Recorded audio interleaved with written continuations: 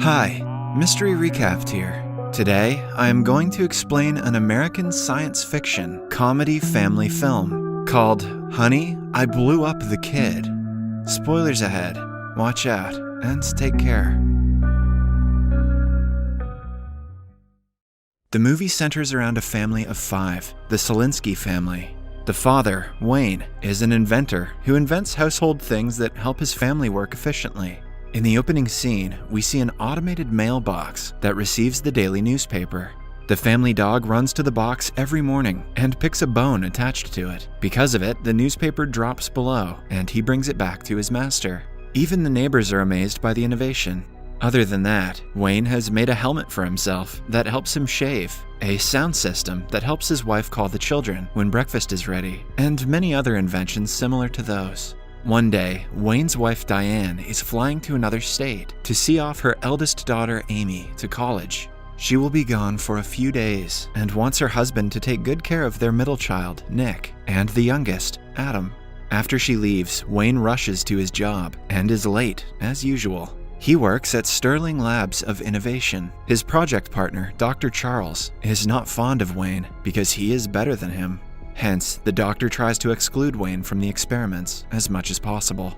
A few years ago, Wayne developed a prototype that could shrink people and objects into a minuscule size. Currently, the lab is trying to develop a device that does the opposite. Dr. Charles tests the prototype by using it on a crystal. At first, the crystal grows, as expected, but right when the team thinks the experiment worked, it wiggles and explodes all over Dr. Charles's face. He is disappointed, to say the least. He is being pressured by the company's president and the US government to complete the prototype soon.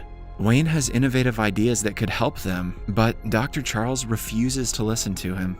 At home, chaos ensues because of Diane's absence. The guys burn food in the microwave every time they use it. Diane calls them and asks them to heat the chicken that she made before leaving. With burnt chicken in front of him, Wayne lies to her that it tastes delicious. At last, they have to settle with peanut butter and toast for dinner. After that, Wayne tucks Adam into sleep and sings him a lullaby, along with his favorite toy, Big Bunny.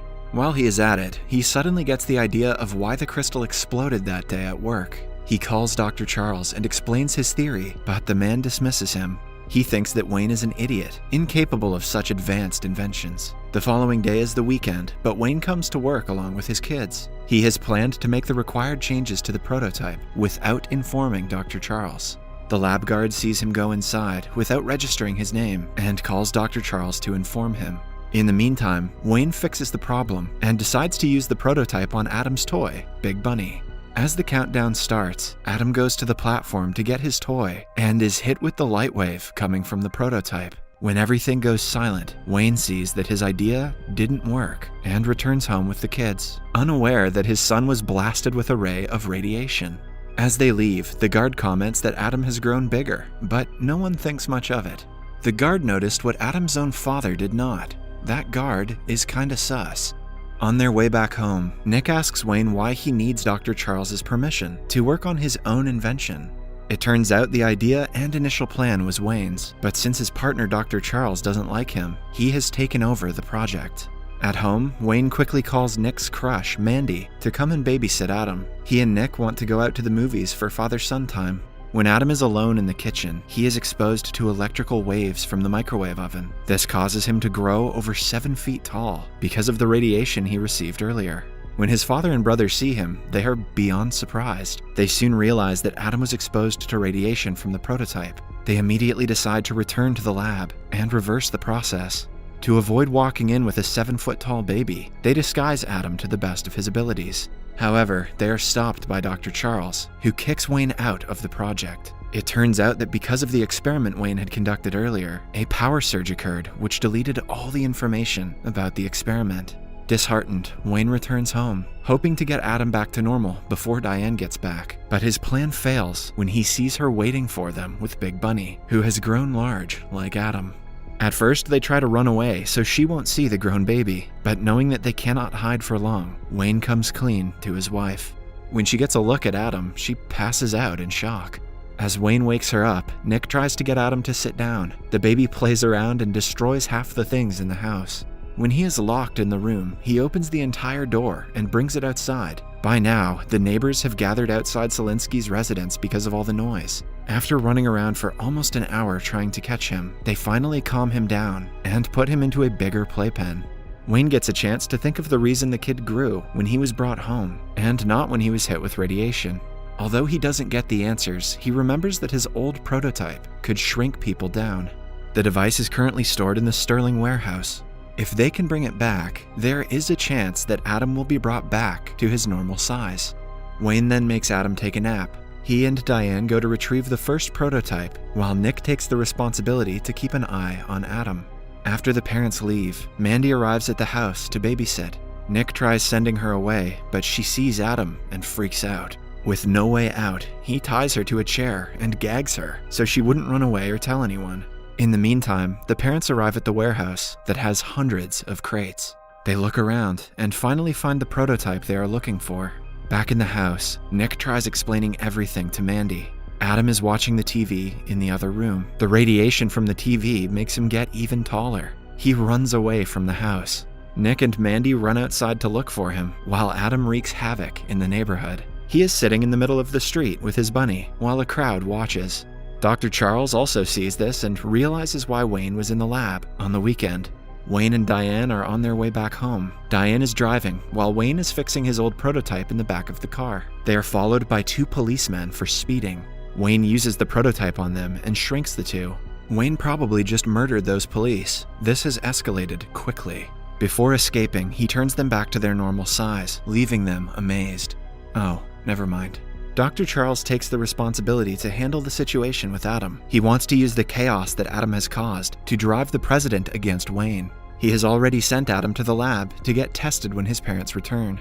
On their way to the lab, Adam gets struck with a bigger wave of radiation because of the electric cables. This grows his size even more, and he escapes from the van.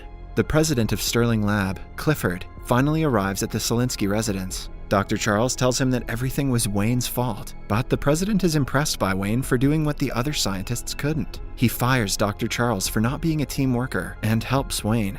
A policeman informs them of Adam's escape, and they run to save him. Meanwhile, Dr. Charles calls a board member of Sterling's lab named Terrence, who agrees to help them get his position back.